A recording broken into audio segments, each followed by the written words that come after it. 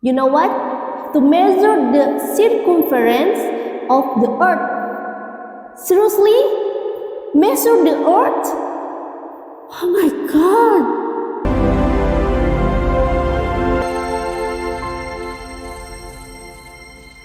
Assalamualaikum warahmatullahi wabarakatuh. Hi everyone, thanks a bunch for tuning my channel. I'm Maya Rihlah, your Islamic storyteller. Today, I want to take you on a trip back in the time into Baghdad, the center of civilization during Islam Golden Age. I want to tell you about this one figure who was seriously like a superhero. His name is Muhammad ibn Musa Al-Khwarizmi. The story is compiled from various historical records and scholarly studies, with a main reference to the phenomenal book The House of Wisdom. How Arabic science saved ancient knowledge and gave us the Renaissance by Jim Al-Halili. According to Jim Al-Halili, Al-Khwarizmi, who lived from around 780 to 850 CE, was one of the most important figures in the history of science. He was a Muslim scholar who lived and worked during the Abbasiyah Caliphate, precisely when Baghdad was at its peak as the world's intellectual capital, known as the House of Wisdom or Baitul Hikmah. Al-Halili placed Al-Khwarizmi as a central figure who not only preserved ancient knowledge but also created entirely new fields of study that changed the world. Now, here's the coolest part. Al-Khwarizmi's greatest achievement were in mathematics. He wasn't just a scholar, he was a trailblazer. He wrote a book called Al-Kitab Al-Mukhtasar fi Hisab Algebra wa'i Mukabala. Don't worry about the name. The point is, this is where the word algebra comes from. He didn't just solve problems, he created a whole new mathematic way of thinking to solve equations. This was a revolutionary moment. As Al-Halili puts it, it was the first time mathematics became an independent discipline separate from pure arithmetic or Greek geometry. He also played a huge role in bringing the Indian numeral system, the one we use today, to the Islamic world and from there to Europe. This system includes the number 0 and the decimal place value system, which was way more efficient than the complicated Roman numerals. Thanks to Al-Khwarizmi, scientific and commercial calculation become much easier and more efficient. And guess what? His name also gave birth to another super important word, algorithm. Yes, algorithm comes from Al-Khwarizmi himself. His work on step-by-step procedures for calculation became the blueprints for the modern concept of algorithms, which is the very foundation of computer science today. Al-Halili even stated, without it, the modern computer, which runs entirely on algorithms, may never have existed. In other words, Al-Khwarizmi legacy is present in every electronic device we use today.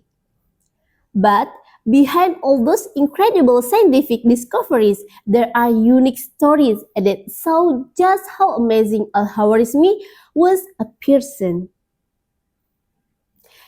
Caliph Al-Ma'mun once gave Al-Khwarizmi and his team an insane task. You know what? To measure the circumference of the earth. Seriously? Measure the earth? Oh my god!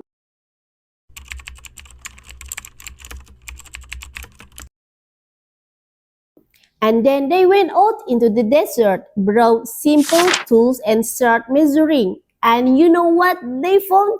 Their calculations were incredibly accurate, almost identical to the number we know today. Under Khalifa al-Ma'mun, Al-Khwarizmi led an experiment to measure the Earth. The teams traveled north and south on the same latitude, using the North Star to calculate 1 degree of distance. Multiplying it by 360, they estimate Earth's circumference at 40,248 kilometers, remarkable close to today's value of 40,075. Al-Khwarizmi wasn't just a genius at math, he was also incredibly meticulous. He made sure that every procedure he provided could be followed by anyone. This meticulousness is what made his work last for centuries and become the foundation for science in Europe. He was also a master of geography and astronomy. He created a book titled Kitab Surah al-Ard, or the book of the description of the earth, and also a book on astronomy called Dis al-Sindid. He gathered data from various explorers and used precise mathematical calculation to create a much more accurate world map. His astronomical tables became the standard used by scientists and navigators for centuries to determine the position of stars, the direction of the Qibla, and prayer times. And here's the best part. The algebra he created wasn't just theory. He developed it in part to help solve the very complex problem of Islamic inheritance law.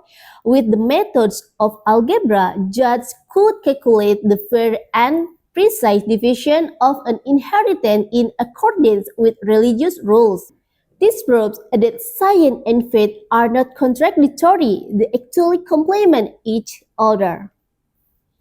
And one more thing, this one really gives me goosebumps. Al-Khwarizmi is also believed to have had incredible humility. There's a quote often attributed to him that say, Allah the Almighty prefers a sinner who repents over a righteous person who never feels they have done wrong. For me, this quote really hits home. Al-Khwarizmi teach us that humility is essential. Even if we have a lot of knowledge and achievement, we should never feel we are always right. So we can conclude that Al-Khwarizmi was not just a discoverer, but a bright of civilization and a hero who made knowledge useful for our spiritual and social lives. Well, that's a full story of Al-Khwarizmi, the father of science who changed the world. He was a person who proved that knowledge and character must go hand in hand.